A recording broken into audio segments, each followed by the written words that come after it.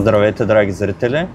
Днес ни гостува дългогодишният журналист от 24 часа и 168 часа, господин Иван Бутовски, с когото ще си говорим за най-мрачния период от българската история, а именно концентрационните лагери. Здравейте, господин Бутовски! Здравейте, много ми е приятно. И първият въпрос, който бих искал да ви задам е: кога и защо комунистическия режим създава концентрационни лагери в страната?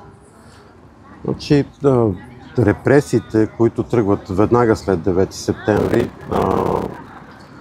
те имат различни измерения. Първо са така наречените безотговорни дни, при които и до ден днешен ние не знаем и точно колко хиляди българи са си отишли по най-мъчителен начин. След това имаме глава 2 е Народният съд, който заседава не само в София, и по всички по-големи градове и страната и обявява за фашисти абсолютно всички по-будни, интелигентни хора. Нали, в такива мащаби, в които дори в Германия не е имало или в Италия не е имало такива репресии срещу представителите на предишния режим, но искам да уточня, че тук не става въпрос само за хора, които са били свързани с управлението на страната отпреди това, най-вече с хора, които са по-будни, които са били, да кажем, учители, кметове по места. Всички интелигентни хора в един момент са обявени извън закона. Това е историята на нашата страна. И понеже, забележете, тези убийства и Народният съд се състоят дори още преди края на Втората световна война. После, нали, ако направите сравнение с страните като Германия или Италия или някъде, където наистина, да кажем, може да говорим за фашизъм, колкото и пропагандно да е това понятие, то в България мащабите за нашата страна са неимоверно по-големи. Значи, сравнете осъдените на Нюрнбергския процес с осъдените от Народния съд. Веднага с това успоредно започва и преследването на обикновените хора, като първите лагери, които са, да кажем така, неофициално създадени, са за белогвардейци. Това може би малко хора знаят, но в Свети Врач тогавашния, нали, тук в Пиринско е имало лагер за руснаци, които са успели да избягат от болшевизма. В България са намерили подслон, да кажем, добра подкрепа, тук са ги приели като братушки и така нататък. Идват своите и ги убиват. Нали. Известно е как шефа и създателя на българската пожарна, тук Захарчук, нали, се самоубива, когато идват да го търсят, също вероятно да го осъдят от Народния съд или пък да го водят на подобен лагер.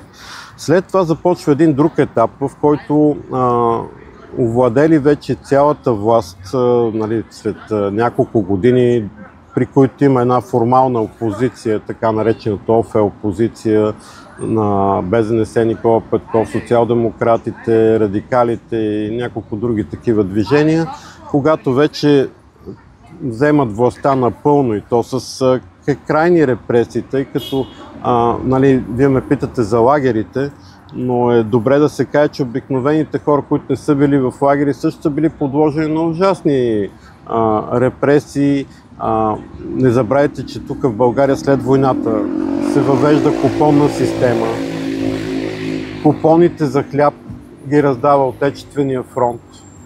Ако ти не си член на Отечествения фронт, не получаваш хляб, т.е. би трябвало да умреш от глад. Нали? Това е така, първото насаждане на страх у народа се получава на най-примитивно ниво, с това, че ако ти не си с нас, няма да ядеш, примерно. Нали? Това е.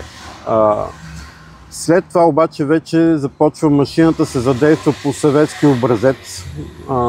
Тук има действащи съветски инструктори, това, което малко хора, нали, посочват в своите изследвания, че след 9 септември в България има съветски инструктори. Те не са били толкова тайни, даже може да ги видим, да кажем, в обкръжението на Вълко Червенков, често ако погледнем официални фотографии от това време, които създават, по техни инструкции се създават първите лагери в страната, които са най-вече тоягата на режима. Те са една заплаха за това, че ако ти не си послушен, с тебе е свършено. Да не говорим, нали, за близките на тия хора, които носят клеймото цял живот. В продължение на половин век България е изправена пред това чудовище, натрапено отвън, и няма как обикновените хора да се съпротивляват. Въпреки това, ние имаме тази героична съпротива на горяните, които са, може би, едно от най-масовите движения в Източна Европа на съпротива, и на тия хора ние до сега сме в дълг, тъй като не сме разказали добре цялата история на тая съпротива, която е била отчаяна, но много героична, и продължава на 3 етапа чак до средата на 50-те години. Сега да кажем, малко хора може би знаят, че те са имали доста големи успехи по места, въпреки че са се изправили срещу една неимоверно по-голяма сила, зловеща и така нататък. Но тия хора ние им дължим, нали, на тях нещо, за това да сме достойни българи, нали, в наше време. А кои са обикновените хора, които са били в лагери? Какви са били техните провинения? Ами, точно това е, че обикновените хора, предимно попадат в лагерите. Всъщност, след като имаме, нали, отначало разстрелите на разните видни политически дейци, вкарването им по затворите, които никак не са малко затворите в този период и се градят и нови, но обикновените хора, точно по най-обикновени поводи са вкарвани. За да го разберем, това трябва да знаем същината на тая сатанинска система. Тоест, от дете при нея ти попадаш в една нещо като школа, която продължава цял живот. Тоест, те гледаха и на училището, и след това на казармата или на съответните висши учебни заведения, като на един институт за превъзпитание на обществото. Тоест, ти си попадаш в една среда, където постоянно те дебнат, дали няма да направиш някакъв гаф. А тези отклонения, тези престъпления в кавички, които са нали, така обвинявани обикновени хора, са съвсем невинни. Това е примерно, имаше хора, които аз съм правил лично интервюта, които са осъдени, даже и без присъда са пращани на лагер, само заради това, че са слушали западна музика, или пък да кажем някой съсед го е наклеветил, че е направил нещо, което изобщо той не е направил, или че е говорил нещо против партията и държавата. Много често, когато говорим за жените, там е много тъжно, тъй като новите партийни велможи обикновено, когато видят някое по-красиво момиче, дори то, да кажем, вече да е съпруга на някой друг, когато така хвърлят мерак към него, използват тези лагери, като плашат с тях. Такъв е случай с Надя Дункин, известната. Тя също така по един подобен механизъм попада в лагер. Тоест, ако ти не се съгласиш да спиш с мен или да станеш моя жена, тогава ще те изпратя на лагер. Тук в случай няма значение дори дали има обвинение или не. Разбирате ли колко е порочно това всичкото? Защото те през цялото време, макар и с някои вариации, те са били лицемери. Цялата тая репресивна машина няма нищо общо с прокламираната официална идеология. Но не е ли това всъщност и същността на комунизма? Те навсякъде по света, и в Камбоджа, ако щете, и в Китай, и в... да не говорим, нали, за Съветска Русия, където всичко това се заражда, те имат една и съща практика. А после след години вече говорят, че това било сталинизъм, или било култ към личността, или били грешки някакви временни. Не, през цялото време, докато те са на власт, абсолютно тези механизми под една или друга форма действат. Вие сте интервюрал оцелели от лагерите в Белене и Ловеч. Какво може да ни споделите за тези хора? Мога да кажа само, че личните ми впечатления от всички тези хора е, че това са хора с висок морал. Именно техният морал ги е отвел от тези така тъжни места. Хора, които са се опитвали по някакъв начин, поне вътре в себе си, да пазят надеждата, че един ден България ще бъде свободна страна, че един ден ще се наслаждаваме на това, което в голяма степен имаме в момента, да сме част от Европа, да сме част от културния свят, от демократичния Запад. Всичко това е било съвсем естествено за тях. И е много жалко, че благодарение на тези, как да ги нарека, морални уроди, които се зараждат в същото това време, ние сега нямаме пълната картина на това какво се е случило с много от тези хора. Тия скромни герои, които са пазили в името на човешките добродетели, са се опазили от една много страшна машина. Защото през този 50 годишен период, под една или друга форма, но ти няма къде да живееш, няма къде да работиш, няма как да оцелееш, ако по някакъв начин не си се приспособил към тази отвратителна система. Това беше много характерно и аз държа това да се каже, защото в лагерите ние имаме свидетелство за едни много тежки репресии, за садизъм, за най-човеконенавистни практики, за такива имена, които вече все пак и у нас са станали нарицателни, като да кажем генерал Мирчо Спасов или Газдов, Горанов, Гогов, Ръжгева. Нали, това са едни наистина, така да ги кажем, садисти от световен мащаб, нали? Но не е това, как да кажа, същината на проблема. Същината е, че тази система води винаги до този резултат. А какво се случва с тези палачи от лагерите? Основното е, че няма възмездие. В България няма възмездие. И аз под възмездие разбирам не, че те трябвало да бъдат осъдени на някакъв огромен срок затвор или дори нещо по-лошо, което наистина заслужават. И във всяка една нормална страна би трябвало да им се потърси отговорност, тъй като това са садисти, на които лежат стотици убийства. Нещо, което, нали, един нормален човек от сегашната епоха в България трудно да си представи. Хора, които са изпитвали удоволствие да мъчат другите, да ги убиват. Нали, имаме много свидетелства за това, са запазени, но най-важното е, че няма възмездие морално. Нямаше осъждане. Имаше един формален процес след 10 ноември, само един, забележете, така нареченото дело за лагерите, по което по един начин, който, как да кажа, той не е няма нищо общо и с нормалните, нали, правораздавателни системи в други страни, които все пак се опитаха да въздадат справедливост някаква, макар и след толкова години и постфактум. При нас се маргинализира всичко от тези, за които ви казах имена, които формално бяха изправени поведнъж два пъти в съда, бяха при доста комфортни условия. Все пак специално Газдов и Ръжгева бяха 3 години в следствения арест. Нали, точно колкото е бил лагера в Ловеч, откъдето те са най-прочути, нали, като палачи, въпреки че са били и в Белене, и в други лагери, не само там.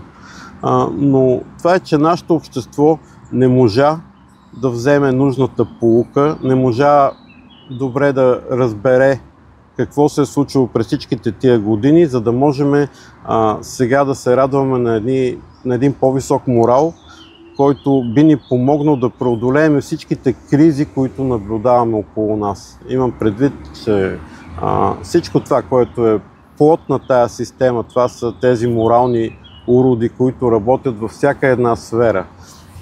Нали, примерно, ако се загледате, да кажем, ако се обадите на бърза помощ и от другата страна ви тряснат слушалката, когато сте много зле, да знаете, че в това има пръст тази система. Тя не е изчистена от България. Това е неуважението към човешкия живот, неуважението към християнските добродетели. Те са плод именно на тези 50 години репресии. Едни от жертвите на режима и на лагерите съответно са и православни католически свещеници. Точно така. Значи, първоначално репресиите след като режим укрепва в първите 3-4 години, като взимат властта след референдума за република или монархия и най-вече след подписването на мирния договор в Париж, нали, за края на Втората световна война, тогава вече започва една планомерна разправа с инакомислещите, като едни от най-засегнатите са вярващите хора. Под това разбирам вярващите от всички вероизповедания. Нали. Но разбира се, най-вече са пострадали, нали, католиците и протестантите, като те са обвинявани в проводници на западните идеологии, едва ли не са обявени за шпиони. И там има много забележителни случаи също на така лична доблест, защото от това, което съм говорил с хора, които по-подробно са изследвали, да кажем, като пастор Количев, който беше написал и книги на тази тема, там се забелязва как тия хора с ясното съзнание, че много често се рискуват и живота си или дълги години затвор, са се държали достойно. Има такива примери, между другото, които са много впечатляващи. И аз така бих призовал и хора на изкуството, дори които се занимават с правенето на филми за епохата, да погледнат малко съдбите на тия хора. Мисля, че ще станат такива шедьоври, че ще имат и световна слава, ако се пресъздадат сега на кинолента. Какво се случва с оцелелите от лагерите? Намират ли след лагерите някаква утеха или дори някаква частична свобода? То е трудно да се говори за утеха. Това са хора, които са пречупени. Разбира се, че е по-добре да си извън лагера. Нали? Вече няма тая пряката репресия. Но това са унищожени животи обикновено, защото тук говорим за хора, които най-често са били нали, измъчвани не само заради някакви фиктивни провинения, заради това, че просто са били духовно по-извисени. И когато те се връщат и намират съсипаните си семейства, ако са оцелели, те, да кажем, нямат възможност да се интегрират обратно в живот, в този уж свободен живот, защото ние знаем, че и навън живота не е бил свободен, нали? Остават като едни, как да кажа, живи реликви, които много хора отбягват, защото от самия контакт с такива хора е бил опасен, нали, в оная епоха. Да се върнем малко пак по-назад. Да. От какво естество са били мъченията и какво е било ежедневието на тези хора в лагерите? Значи, преди всичко тежък труд. В началото първите лагери, които са в Куциян, Богданов дол, да кажем, те добиват примерно въглища. Нали, там е бил и Талев в Куциян, примерно. Ако сте чели спомените на писателя Йордан Вълчев, той много добре описва как те копаят въглища, които отиват за Съветския съюз тогава безплатно. Тоест акцентът е бил върху един робски труд с неизпълними норми, като от една страна, нали, има някаква печалба в кавички за тези, които организират лагерите, т.е. вадат някаква продукция, която ще отиде там за техните покровители от Москва, но в по-късния период вече с Белене, да не говорим за Ловеч, който е най-тежкият лагер, нали, там вече труда е бил, да кажем, в Ловеч на кариера, нали, там чукат камъни, няма нищо общо с търсенето на някаква икономическа изгода. Там целта е да бъдат тези хора до смърт, да бъдат наказани за това, че са си позволили понякога по най-невинен начин да изразят несъгласие с тази система. В Белене, нали, там вече типична каторга, това е както е, да кажем, са взели модела, ние сме чели по романите, да кажем, за Дяволския остров, за каторжниците във Франция, които са с тежки присъди за някакви криминални престъпления. Общо взето, моделът е взет от Съветския съюз, нали, там са първите лагери, там системата действа по този начин. Не се търси някаква икономическа изгода, ще режат тополи, ще изкореняват, нали, някакви дървета.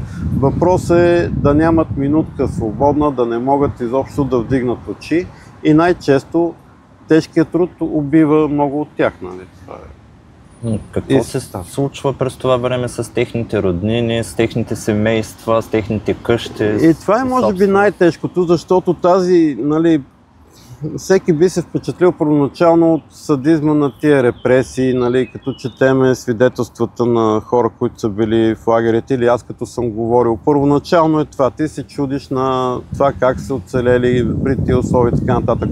Но вече по-дълбокият въпрос е това, че тези хора са имали семейства, губят ги през това време много от тях, нали, жените им ги напускат, да кажем, и то са били принудени до голяма степен. Значи, това са хиляди разбити семейства, това е насаждане на страх дори от тези, които нямат нищо общо с това. И това днес ние женем плодовете на това нещо, тъй като ако 50 години средно в историята се приема, че едно поколение трае толкова, ние сме това следващо поколение, което, да кажем, всичкият този страх, който са създали с тия репресии, ние в момента сме жертви на това нещо. Затова, да кажем, у нас нещата не вървят, така да го кажем и сега. Ще ви дам няколко примера, които са по-така, как да кажа, мен са ме потресли. Например, има един известен случай, когато река Дунав прелива в един момент и Петко Огойски, който беше земеделски деятел, вероятно си го спомняте от Великото народно събрание, ми е разказвал лично как той попада на един понтонен мост, където вместо да им помогнат, да ги спасят, милиционерите ги оставят на минусови температури да замръзнат изцяло на този мост, въпреки че те нямат вина за това природно бедствие. Нали? И на Петко Огойски краката бяха целите изгорели. Той дори до... Аз съм го виждал, когато беше вече над 80 годишен, може би. Целите му крака бяха черни надолу. Той нито се хваля, нали, никога не е говорил за това публично, но аз съм го виждал. Също да кажем, това за Ловеч, което са ми разказвали хора като Никола Дафинов, Божидар Витанов, които са били там. И то по най-невинни поводи, както ви казах, за знаене на чужди езици. Дафинов, защото бил възпитаник на френската гимназия и говорил с някакви французи. Божидар Витанов е вкаран в Ловеч заради слушане на западна музика. Разбира се, там, нали, мотивацията е по-дълбока, те са от такива неудобни семейства и така нататък, можем, нали, много да говорим за това, но те са ми казвали, че там при непосилните норми, когато местните милиционери, които ги надзирават, нарочат някого, направо му казват: ти до вечера няма да си жив. И обикновено с тая задача да го убият са натоварвали някои от така наречените бригадири. Това са обикновено хора, които са с някакви криминални престъпления, които са попаднали там точно с такава цел. Те допълнително да упражняват контрол върху политическите затворници. И, например, известният Шахо, ако сте чували, който е бил някакъв садист от ромски произход, той е носил един бръснач на врата си и когато надзирателите са му посочвали някой, който е нарочен да бъде ликвидиран, той е намирал време преди вечерна проверка да отиде в спалното помещение и направо да го заколи. И после труповете са слагани в едни чували в самата тоалетна на алгеристите, има обща тоалетна. И така, както са ми разказвали, всеки ден имал по 7-8 такива чувала с трупове и след това са карани от Ловеч в Белене, където са заравяни на един от островите там. И най-често, понеже плитко са заравяни, там е имало и са гледали и свине и те са ги разравяли и свинете са били хранени на практика с труповете на тия мъченици. това е потвърдено от много хора. Нарочно искам да кажа, тъй като имаше след 10 ноември някакви опити да бъде оспорено. Нищо такова няма. Тоест всичко това, което ви казвам, тия свидетелства са истина. Излезнаха много подробни изследвания, които ги доказват по необорим начин. И последен въпрос. Каква литература и какви книги и мемуари бихте препоръчали на нашите зрители? Литература, слава Богу, има доста.